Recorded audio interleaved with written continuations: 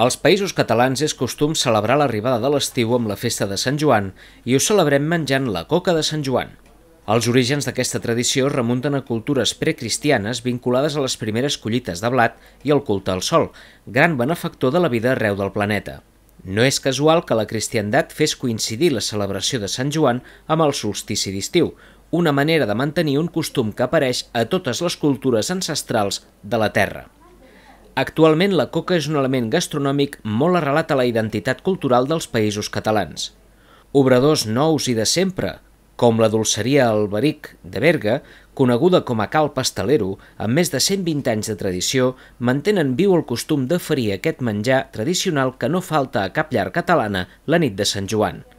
Les coques més populars són les de brioix, les de pasta de full, amb fruita confitada, crema, pinyons i llardons.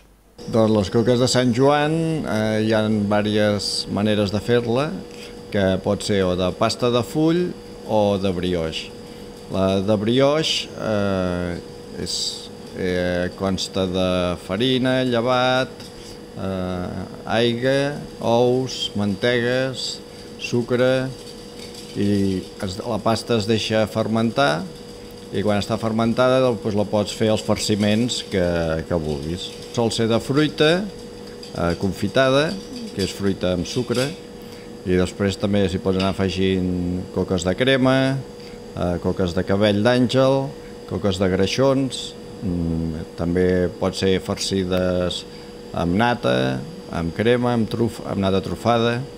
I després també tenim les coques de pasta de full, que pot ser amb cabell d'àngel i pinyons, que és farcida, i també de greixons, amb el sucre i els seus pinyons.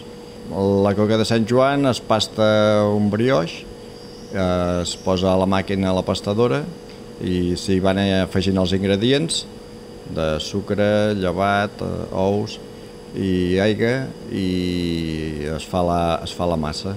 Després es posa la pasta, es deixa fer una primera pujada, la pasta agafa volum, llavors quan agafa volum la pasta es treballa i es fan les particions i es fan les coques.